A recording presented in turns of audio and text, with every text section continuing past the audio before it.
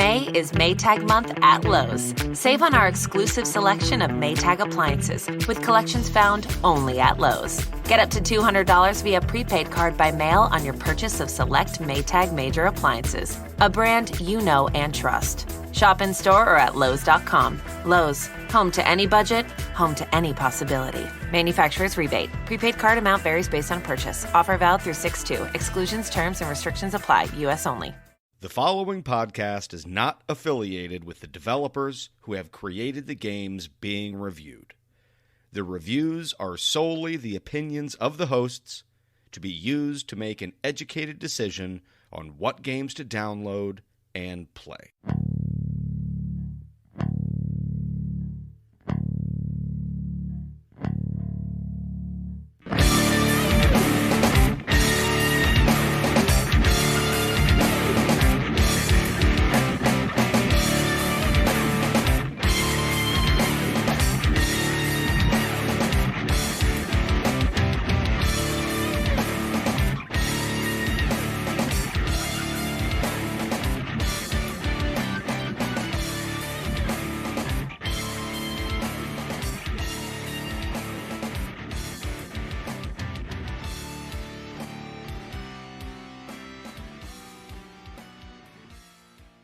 Hello gamers and welcome to Budget Arcade, a free-to-play gaming podcast to help you navigate through the growing realm of free-to-play games. I'm Scott. I'm Jeff.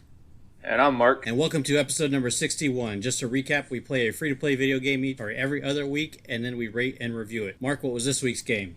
So this week we played Legends of Runetera. It's developed by Riot Games, who all of you probably do know that developed League of Legends, which this game draws all its inspiration from. It's a digital collectible card game, and it was released this year for iOS, Android, and the PC. Before Jeff jumps in here, we are going to, of course, liken it to other card games. Probably not too much. And one in particular I would say would be Hearthstone, of course. Right. Mainly because this has a similar mana system where it progresses up by 1 each round with a maximum of 10. Difference, though, between this and Hearthstone is this has a secondary mana pool that is only for spells, that any unused mana from a previous round will be saved into that spell pool with a maximum of 3. The other card game I would liken this to would be Yu-Gi-Oh! The phases in this game are very similar to that card game. Gameplay. So I haven't played a ton of card games outside of a little bit of Magic and actually Star Trek The Next Generation, the card game. I played that one a little bit back in the day. But this, I really like the systems here. So this is a 1v1 collectible card game. You draw so many cards and blah, blah, blah, blah, blah. And you spend your mana according to the mana on the cards. Now, the difference... Deck sizes are 40. Right. And you had mentioned it being close to Yu-Gi-Oh! I've never played Yu-Gi-Oh! Before, so this is kind of new to me. It takes turns are almost like a wrong way to put it. I would say you have rounds. You have a round when you're the attacker, and then you have a round where you're the defender. And then within those rounds, and that's like Yu-Gi-Oh! Within those rounds, you have turns.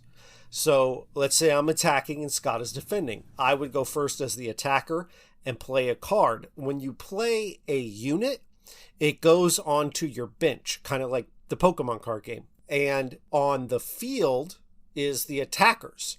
So when you play a card, it goes to your bench, not to the attacker field. And then the turn jumps over to the defender, and they have a chance to play a card where they could play a spell or they could play a unit and put on their bench. The attacker gets the ability to initiate battle. So when it comes now within that same round, it goes back and forth until both parties pass because they don't want to make any more actions or can't. Within that phase, you can initiate attack as the attacker, and you do this by dragging a unit from your bench into the field of play. You can drag I think there's a limit, 5 or 6 units you can maybe have in the actual... You can have 6 units on your bench at a time. 6 units on your bench and probably 6 units actually thrown on the field. Correct. Okay. And so you can, as the attacker, if you have 6 units on your bench, you can throw all of them onto your field with no additional mana cost. You only need to spend the mana to get them onto your bench. And or summon them. To summon them, thank you. Now, once those you've decided, okay, I'm going to attack with 2 or 4 or 6, that goes back to the defender, and they get a choice to place their blocking. And they can choose who blocks who. There are some rules that change that depending on the card types, but they can choose who blocks who. And any damage that doesn't get blocked goes to your, what is it called? Your Nexus, which is your 20 hit health pool. Once that's 0 or below, you lose. Now, that's not to mean any overflow damage, although there's a way to do that based on card types. But if you have a card that has 15 attack and 2 defense, and it attacks a card that's 1 and 1, as long as that card gets attacked and killed, that damage doesn't pass on to the Nexus unless they have a trait that allows it to do so. You repeat, so once I finish my attack, and we've both passed, the other person starts theirs, and the cycle starts over again. There's a lot going on here. I'm going to try to give you just the basics. You also can cast spells, and there's 3 types of spells. There's Burst, which take immediate effect. There's Slow, which can only be cast outside of combat, and your opponent gets a chance to counter. And Fast spells, which have to be cast, or I think they can be cast out of combat, but they can be cast in combat, unlike slow spells, but your opponent again gets a chance to counter. And then there's also a leveling up system, so you have your units, but you also have, I think you said there are legends or champions? Champions is what they're called in the game. Yeah, so you have your champions, which are a sort of like your carries. Those are your flagship units, and each of those have a certain criteria that if you meet, the card actually levels up. Now, it only levels up once. It's not like a RPG, but it gains some additional stat bonuses and effects. Certain cards summon other units. There's other statuses like Overwhelm, which will, any unblocked damage would hit the Nexus. So if that 5 attacker attacks someone with 1 defense, 1 would kill that defender, and then 4 would go to the Nexus. You have Elusive, which can only be blocked by another Elusives. You have Quick Attack, which their attacks attack first as opposed to the defenders, so they have a chance to kill without receiving damage. If you're attacking. Yeah, if you're attacking. So much of your gameplay benefits on whether you're an attack or defense, and you have to pay attention to that because there's times I played a card thinking it would counter based on the status, but I'd have to be an attacking card, not a defending card. There's a lot going on here, but it actually is not as complicated as it sounds. And one of the reasons that is the UI does a fantastic job letting you know what's going on. You get plenty of time on your turn to look through your cards, determine what you want to do. So I think the game does a fantastic job of teaching you, and they even have a mode dedicated to that. Now, I do want to note, as the attacking player, you get to initiate everything. So if you go to summon a minion on your side of the field, the action will then go to your opponent, and they have the opportunity to summon as well. But if they don't have any minions on the field at the start of the round that you're attacking, you can throw all your minions into attack position and attack them outright. The only thing that they can do to counter it is to use any spells that they might have. Yeah, so there's a lot of strategy there, and I've seen a lot of the good players I've seen on Twitch or YouTube, they tend to just pass those first 3 rounds because they want to get that mana pool that Scott talked about. They want to get that built up to 100% as quick as possible. So they'll not worry about taking a little damage here or there in the early game to be able to build up that mana pool and then start really hammering home the damage thereafter. Now, Mark loves collectible card games, so do you have anything to add, Mark? As you can tell by my silence. So yes, I found the game very pleasing to the eye. I love the animations behind a lot of the UI, and there was just there's different modes and all this. I never played Hearthstone, so I don't really have anything to compare it to other than Gwent, which I wasn't a fan of. But in my opinion, I like this more than Hearthstone, but that's someone who doesn't play a lot of card games. Yeah, I just, it took me a little bit to get into this one because of the, it seems bigger. It seems more immersive than Gwent was. And that's a good thing for people that love these games. But for me, it took me a little while to get into it. Mm-hmm. And before we hop over the paywall, Scott, the presentation here to me is top notch. It looks great. Oh, by far. And when the cards are hitting each other, they have that good thumping effect, you know. And Hearthstone does it extremely well too, but for a card game, it makes the action feel real nice. When your characters level up, they have these incredible animations. Like it does all the right things to make something as mundane as a card game feel like an action game. You get little avatars, and we'll get more into that on the paywall. But I love the presentation here. It looks fantastic.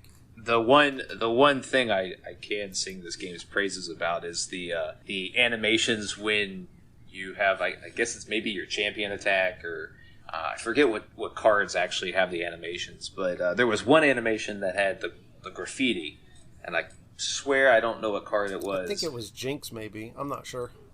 Maybe, but... Yeah, the Jinx is the one that does that. When your hand is empty, she levels Jinx. up.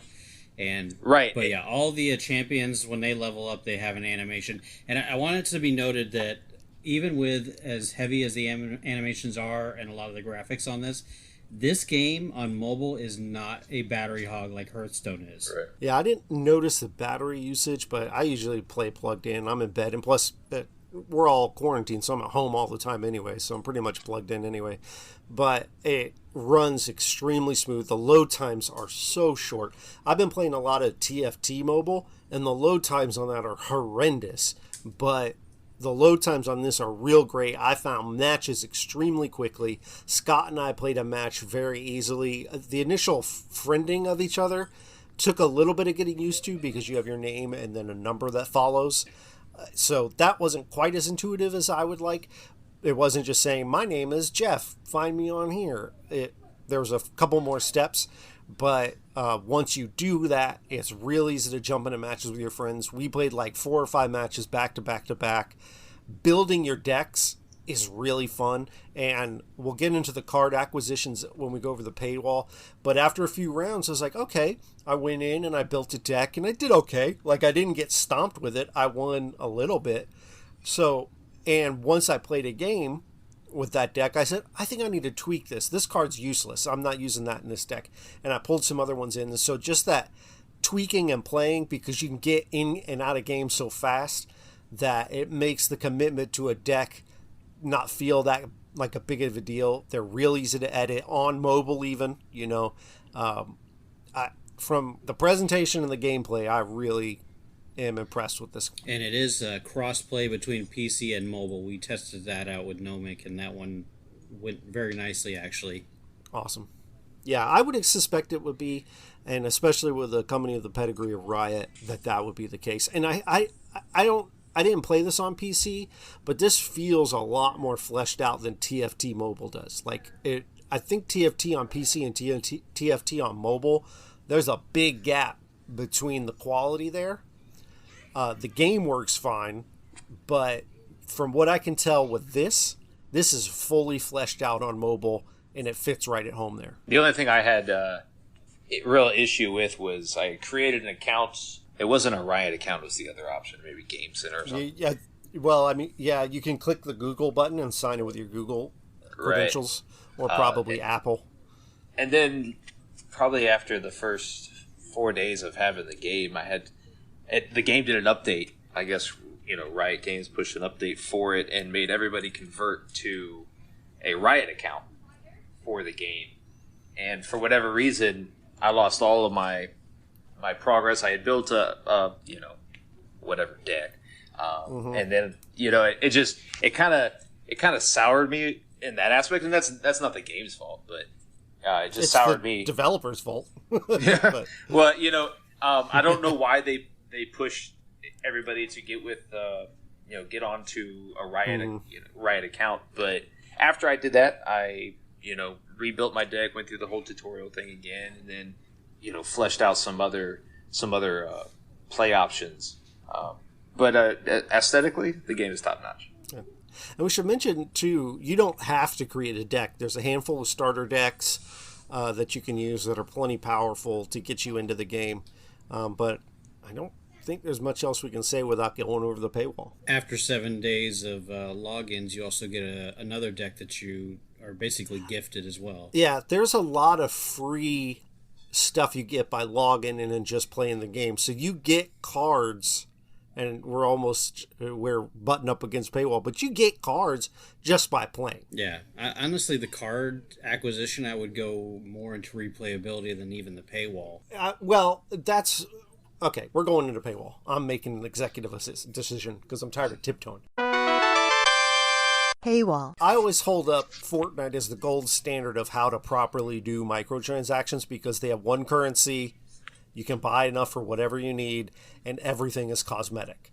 Now, this being a collectible card game, you really can't do that. I mean, they probably could if you wanted to, but that's just the nature of card games, is that you have to buy packs to get the cards you want. Now, the big difference here is, say something like a Hearthstone, or I don't remember if Gwent did it, or even just regular collectible card games, you go and buy a pack, and you open it, and you got a random chance to get things. This game does away with that. You just flat out buy the cards you want. And you do that by buying gold or whatever, and you can use that gold to buy cosmetics like card backs, boards, characters, animations. They have really cool emotes that I really love in this game. It's just one of those pieces of polish that you take for granted, but they're really nice emotes that makes me want to spend money on them. And but you essentially buy what you want. So if you're building a specific deck and you need a specific card, you don't have to buy 15 packs and hope to get it. You just click, you buy the card you want, and then there's like 4 tiers of card, like common all the way up to legendary, and then the price based on that changes. But you can just go get what you want and build the deck you want. You don't, like, if there's a bunch of cards you don't think you'll ever need, or a particular way that you don't see yourself playing, you don't have to have those cards in your inventory because you get to pick exactly what you want. And that to me is so great. Like, they had a starting bundle, and it just gave you tokens which you can unlock by playing a game to buy the cards you want. And you unlock this green dust stuff. Now, they do have 2 currencies, which shards, which I'm not a huge fan of, but it's fine. But you can use these shards to buy cards. And so really the cards, just by playing the game, you can kind of build up what you want and get where you want to go eventually. The only thing you have to spend real money on, I believe, and correct me if I'm wrong, is those cosmetics. I don't know. Yeah, it's all cosmetics that you have to spend money on. Right, but you can spend real world money to get cards as well. But again, I love the way they've handled it here, being able to buy what you want, and that's it, and not have to spend more money than you need. I think it's fantastic. And I mean, even the free-to-play option on this, because of those shards and other things that you can earn within the game, you don't have to purchase anything unless you want those cosmetics. Because honestly, there's kind of a pay-to-win aspect here, but then again, there's not. It's more of a pay-to-bedazzle aspect of more than anything else. Because it's so easy to be able to earn what you need for the cards. And a lot of it's we'll cover in the replayability because of other modes that this game offers to be able to unlock a lot of the stuff. Yeah, but and to me though, my threshold of considering something free to play is pretty low. If I can spend money to affect the gameplay in any way, to me that's free to play. It doesn't, pay to win. That doesn't mean it in necessarily a bad way, but the way we classify games on Budget Arcade, you can pay money to affect in-game play. Whereas Fortnite, for example, you cannot. You cannot pay to get a better gun. You can pay to make that gun pink, but it's going to shoot the same bullets as every other gun. You know what I mean? But that being said, I think, like Scott said, Scott's definitely the guy who's going to play a game and grind out and get all that stuff. And I'm the kind of guy who say, you know what, here's $5, just give me the stuff now. But we're both going to have a really fun and similar experience either way. How many decks did you make, Jeff? I've only made one because I'm lazy. And, well, I've tweaked that deck a lot, though. So I made one deck, and I've gone back. So we should mention when you build your decks, you have to have... You can have at most 2 classes, or 2, what do you call them? Alliances? Yeah, I believe so. Yeah, there's some rule around that. I don't think they're called alliance. They're called territories or something like that. Regions, Yes. that's what they're called. Regions, that's it. So that dictates what you can and cannot have in your deck. You can have up to 2. I think you can even build a deck where it's just 1 region, but I think you may be shoehorning yourself in, like, having a disadvantage, almost like Pokemon cards. Whereas if you have fire types, you need to make sure you have something else because you're just going to get hard countered by water types. So I don't know how much of that actually applies here, but you probably want to diversify at least a little bit. Replayability. Yeah, I do want to say, as we jump into replayability, that Mark loves collectible card games. So I'm going to let him take it from here. Go ahead, Mark. So the replayability to me is it's very high with this game. It's got your ranked matches. It's got your friend matches where you can hook up with a partner. It's got your AI matches. It's even got a mode where you're given. Yeah, I think you have to win like 7 in a row or something against. I think it's against the AI. But the replayability to me is very high. It's all of the stuff that you can get just from playing. Utilizing the cards that you get to retool your deck, to building a separate deck, to retooling that one. To me, it's very high. I'm not a fan of these games, but to me, it's very high. Okay, what I want to mention though is there's a reward section within the game, and on the reward section there's the regions, and what is it? 7 regions that you can pick from, and what you do is you pick a region, and then you start playing the game. And as you play the game and you get wins or you get losses, whatever, you're going to gain experience. And the experience is going to go towards whichever region you picked, and it's going to unlock different things that it's basically like you'll unlock some card packs, you'll unlock some chests, and the chests contain some cards usually, as well as the shards that you can use to make cards. They have wild cards that you can unlock, and the wild cards are basically you've got wild cards for every single tier of cards. You've got your common cards, your rare cards, your ultra rare, all the way up to your champion cards. And so the wild cards you can get will give you the ability to make one card within that tier, and you can get all different tiers for the wild cards. Some of them will actually give you champions as well. I know, like right now, I am working on the Bilgewater. Jeff, which one are you working on? I don't know the name of it. The red one? The red one is maybe Noxus, I think. Sure, I'm working on Noxus. Now, I gotta say something. Okay. Mark loves card games. So, Mark, what are you working on? Not this game anymore. Which one were you working on? I don't know. The one with, I think his name is Garen. I had Jinx and Darius, I think, if that tells you anything. Yeah, I think I know Jinx is in... I think the Jinx is in Piltover, if that's the name of it. Yeah, Piltover, and Zaun is the one that Jinx is in. Yeah. And so anyways, as you're going through those regions and unlocking stuff, like you can even unlock champions as well. But, that's just part of the unlocking. And then under the play mode, there's what they call the challenges. I basically, like, when we started playing the game, I told the guys that the challenges are pretty much the tutorial for this game. Because not only is it like a challenge for you to be able to use the cards that they give you, but it teaches you how to use those card effects. Right. And it basically teaches you the game. If you do the challenges before anything else, you're going to know how to play this game without any issues. I agree. I think it's a brilliant piece of game design that it almost feels like puzzles to a degree, but just a great way to ease people into the game, along with that having the great UI where you can tap something to figure out what it means. Like if one of your characters is deep and you don't know what that means, you tap it and it tells you. It's just all there in front of you.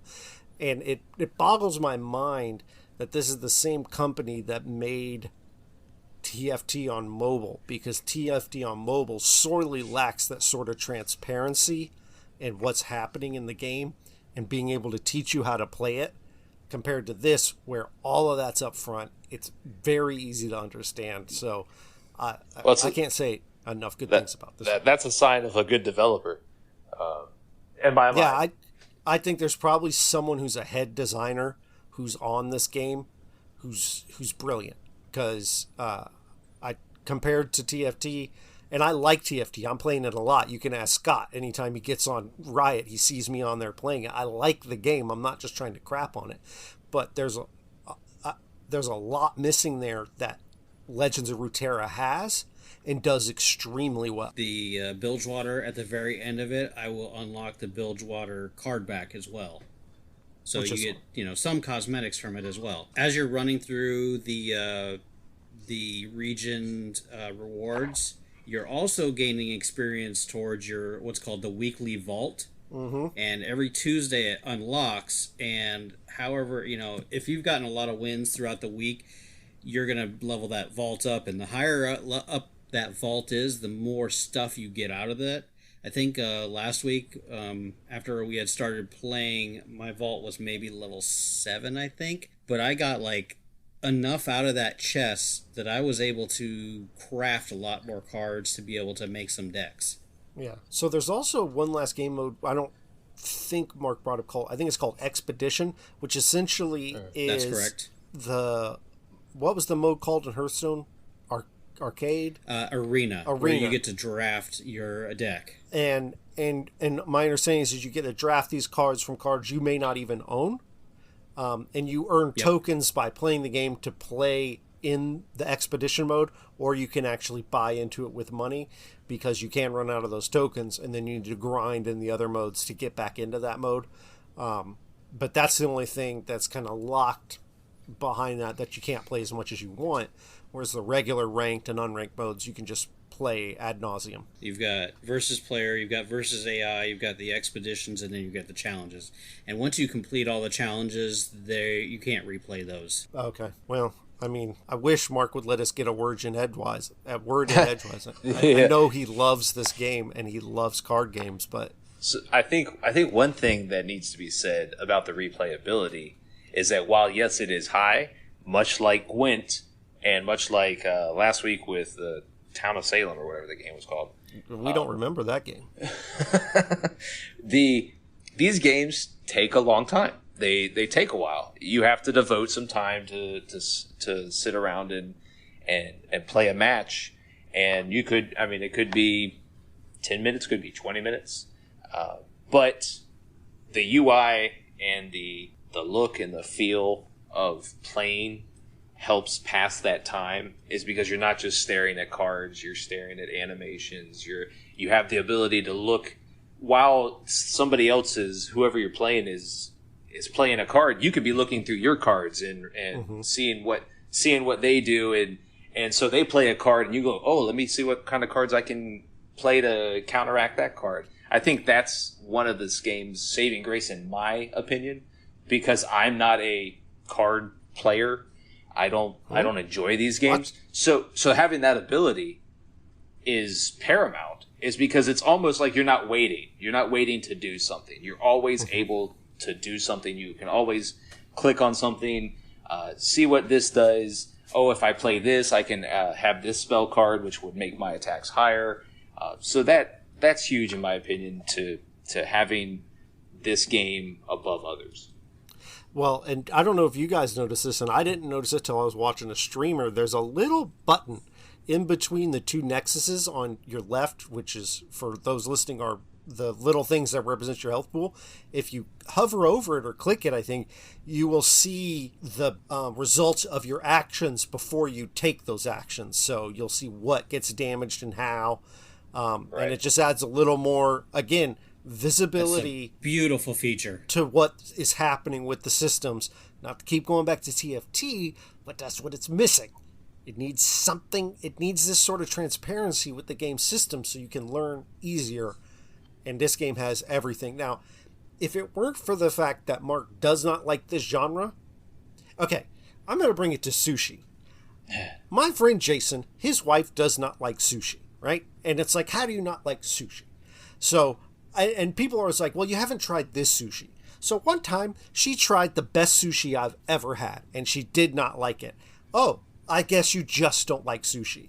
If you don't like this, Mark, I guess you just don't like digital collectible card games, and that's fine. But to me, this is like the cream of the crop. No, and I can see why. agree. I completely understand where you're coming from. I completely understand. It's just not for me. Full disclosure, I was not really. I mean, I liked it. The polish was nice. I wasn't playing a whole lot of it because it was kind of like, yeah, whatever, because of the pre-constructed decks that I could play with, and they're not bad decks, and I was winning with them, fairly regularly, but it was just like I needed to play something different than those because everybody and their mother that I was playing against was playing those same decks. Right. So I went online and I found a couple of budget decks because they were decks that you could easily craft because most of them are like common cards or maybe rare cards, not very expensive within the game. So I crafted one of those decks, started playing with that, and lost more than I won. But it was still a pretty decent deck. It was a fast deck. As long as you killed your opponent quickly, it worked well. But a lot of the times I couldn't do that. And then so actually today I constructed a deep deck. And it's kind of like a hybrid deep deck. That thing is insane. I've only lost 2 matches, and I think I played around 12 or 13 of the matches. And I went from, I never did look at what the ranking was in this game, but I went from, I guess you start at like a silvery looking thing around your player icon, and then the next level up is like a bronze, and I'm like in bronze 2 or 3, I think. And that was like, I think 5 or 6 levels from where you start at whenever you start doing the competitive, the ranked matches.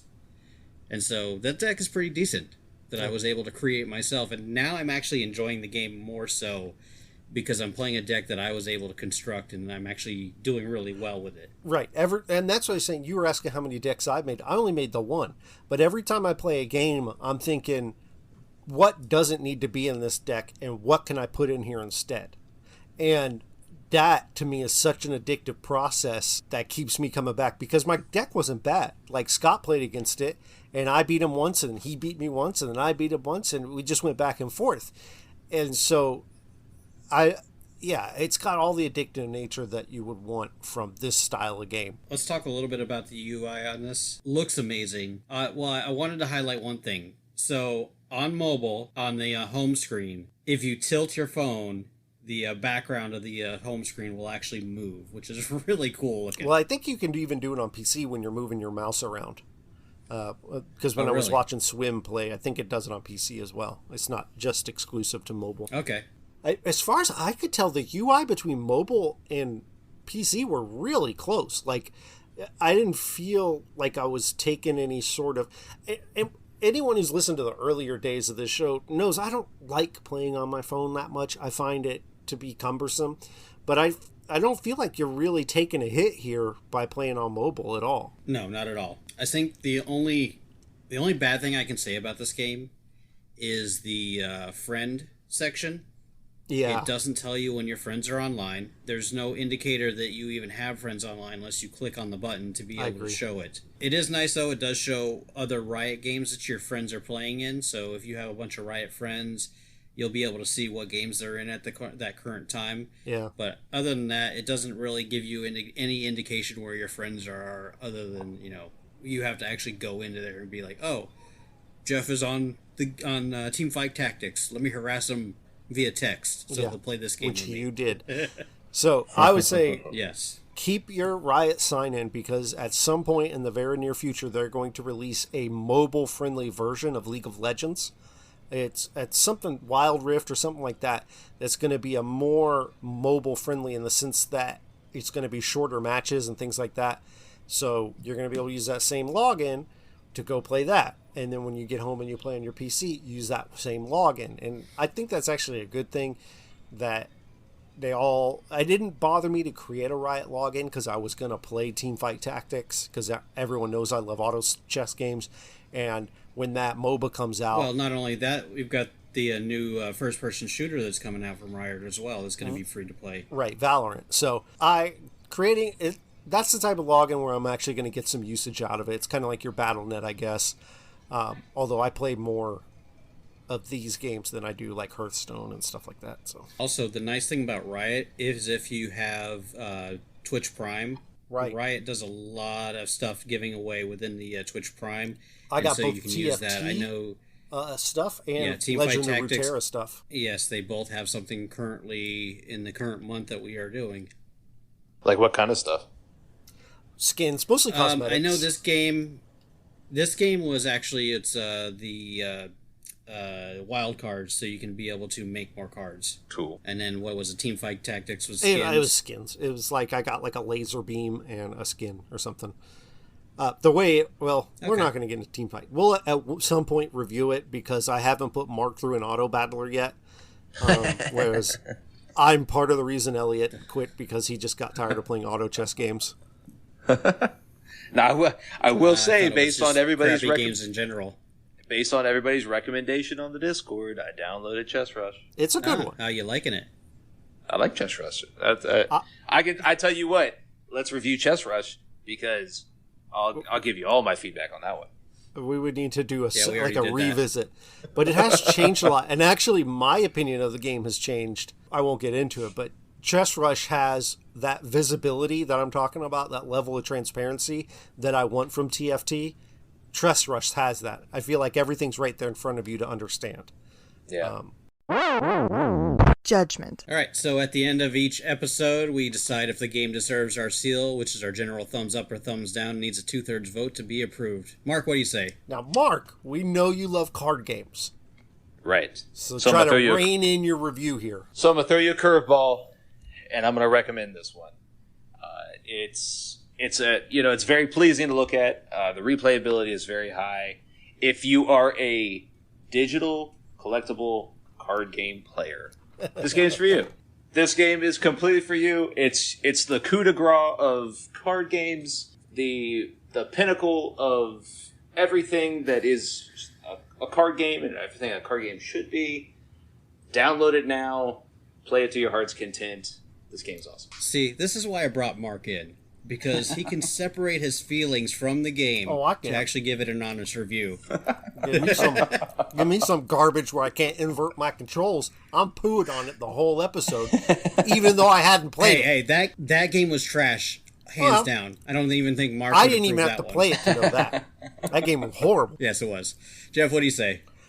I mean, you already know. It's fantastic, and I'll say that this genre isn't even necessarily in my wheelhouse. Like I don't like Hearthstone that much. Anyway, go back and listen to this episode if you want to know why. But yes, absolutely, this is fantastic. This is, to me, the top tier, cream of the crop, collectible card game in digital format. This is my wheelhouse. This is my genre. I love playing Hearthstone. And this game is definitely going to stay on my phone as well. Me too. Honestly, it might even replace Hearthstone. I was going to ask. Obviously, this is the new thing in town, and so sometimes that just feels fun and exciting to play.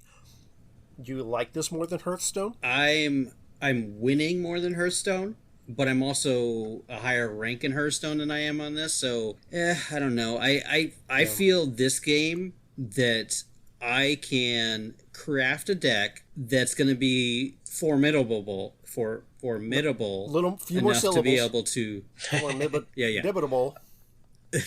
And now I gotta leave that in. Thanks, jerk. You're welcome. But anyways, I feel that I actually have a chance to play this game and actually get somewhere within it, other than Hearthstone, where it is definitely pay to win. This one is more like I can craft whatever card I want without any issues. The weekly vault gives me that option. So say I'm not doing so good this week, I'm going to craft a different deck in the following week. All I have to do is wait for Tuesday, pop open that chest that I've been saving up into all week and getting enough stuff to be able to make some awesome cards to throw in my new deck without a problem whatsoever. So yes, this gets my seal. We got a 3-way all the way approved across the board, so this is Budget Arcade approved. I gotta say, what did you think? This is, if you're interested, get in now before it gets overrun with tons of updates and becomes intimidating, because right now it's in this wonderful place. Everyone's learning how to play. Now's the time to start learning. Well, not only that, now's the time to unlock all the stuff that's sitting there for free that everybody else is unlocking as well. Once you get all that unlocked, you won't be behind the 8 ball when it comes down the road, when everybody else has everything unlocked and you're still working your way through the new stuff. But we did have one listener commentary. Nomic dropped a line in what he thought about it. Which one of you guys wants to read it? I'll take it, because there's only one man on this planet who likes Chess Rush more than me, and his name is Nomic. And he left commentary for us. He says, my opinion of the game Legend of Runeterra is short. It's a good enough card game, but after playing it for a while, I don't think it's unique enough to make it stand out among the rest. It isn't bottom tier by any means and sits relatively high compared to other ones such as Quint. It's easy to get into, easy to play, runs smoothly, and does cross-platform well. It simply didn't hook me, but for all digital card game players, I would recommend checking it out just the same. It's easier than Magic the Gathering or Gwent, more stable than Minion Masters, but doesn't feel much different than Hearthstone. Besides lack of extra DLC and lack of seasons. It gets a seal from me for those card game fans, but it isn't a Chess Rush, that's for sure. I love how we appreciate that. brings everything back to Chess Rush. Absolutely. Man after my own heart. He said that is his gold standard, and that's what he's going to review any game that we play against Chess Rush. Yeah. If it stacks up to Chess Rush, I'll say this. then that's where he's going.